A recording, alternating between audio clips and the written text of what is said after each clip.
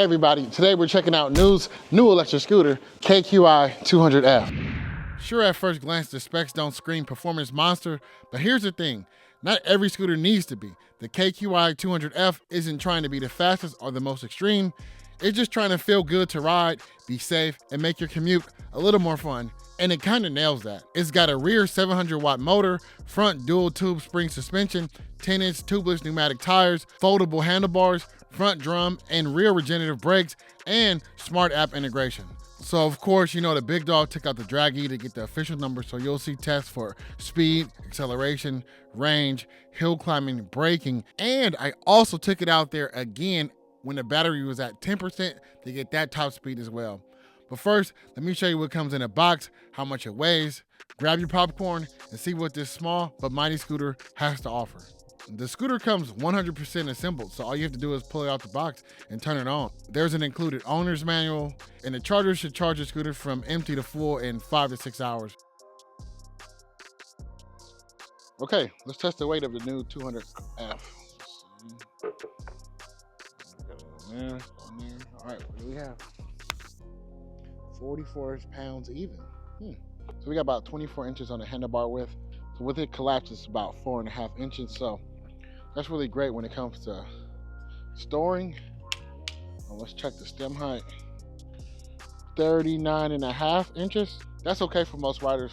In the deck space, this is the only thing I just think needs more space. So about 19.5, you know, it's kind of small for my feet, a size 13 size foot. Wish it was a little bit more space here.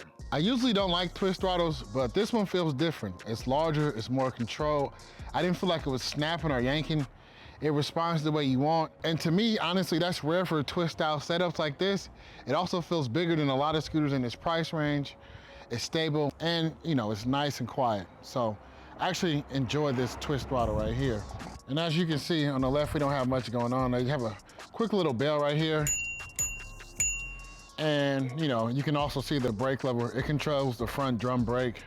These handlebars, you can just clamp them down real easily. Just pull one side here, and boom. It's nice and snug. So combine this with the easy stem latch, the lockable folding system, you can easily fit this in the trunk of any car. When you get it out the box and turn it on, this ring light will be on, and you will have to double tap the power button to get the inside light on. But if you went into the app, you can actually turn this off to where it's off, and then you turn the headlight off here, or you can do what I do, sync with headlight. So when you double tap the headlight comes on, and also the ring light. They're 10 by 2.3 inch tires. It soaked up the bumps real nice. So coupled with this front dual suspension and this 10-inch tire, you don't really feel those bumps or, you know, head jitters when riding a scooter. So to be a small, lightweight scooter, that was pretty cool. And this stem latch is actually quite simple. You pop it open and you just push it down and it locks into place right here. You know, it's easy to pick up. This is about 40 pounds, so it's not nothing too heavy. But enough about the specs and features. Let's get this bad boy on the road and get those numbers. So to turn the scooter up to the fastest settings, you need to go into the app. So you open the app and then you go down to dynamic mode. And once you turn dynamic mode, that allows you to get into the acceleration curve and you can turn everything up. You want to go from chill to wild and then hit the maximum speed all the way to the max. And then you'll get your maximum speed runs. And then once it's activated, the eSave text will be flashing, indicated that it's in dynamic mode. It's on 0 start. So ready? 1, 2, 3. All right, it's not the fastest start.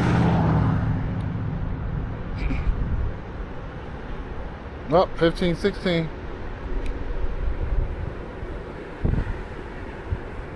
I'm getting the indicator 18 right now. Can it break 18? We'll find out.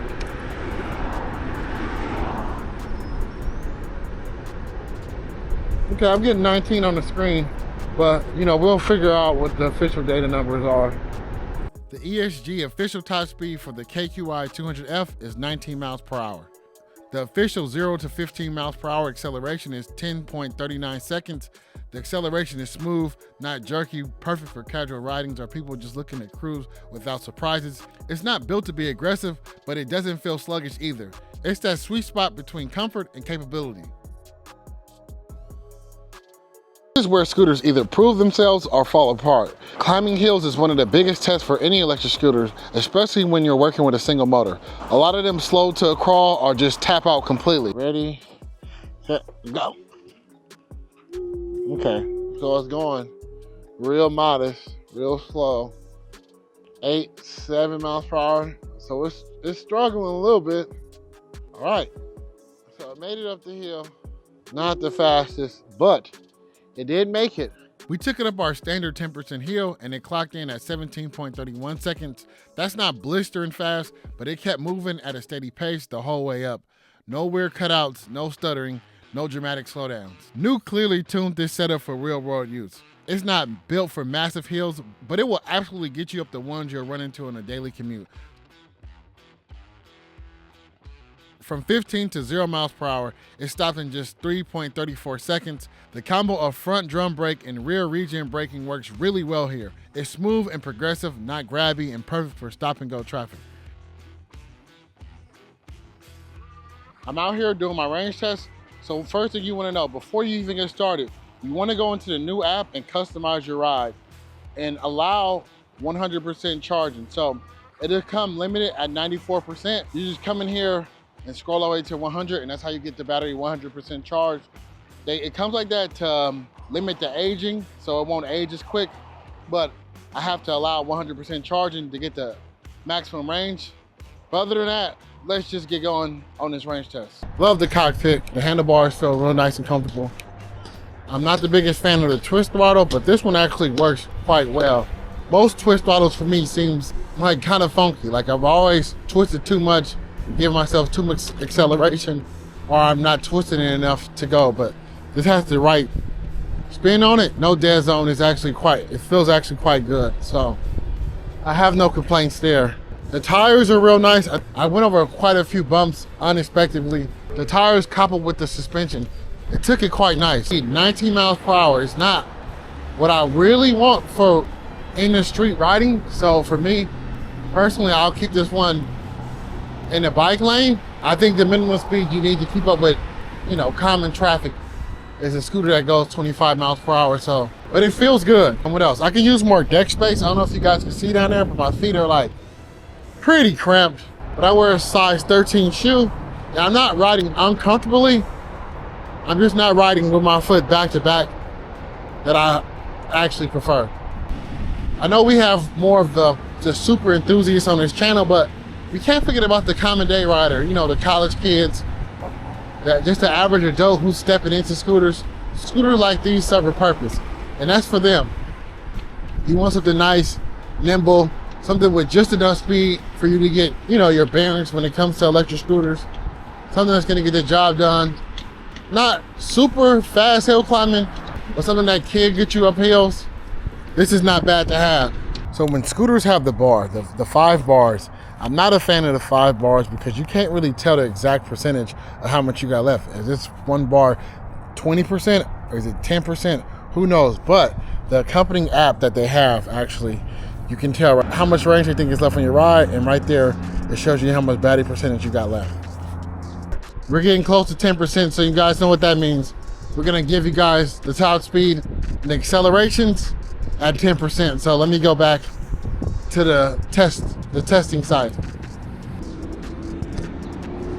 1, 2, 3, go.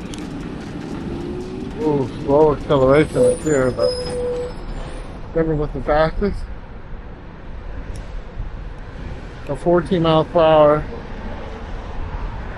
16 indicated. We'll have the official top speed.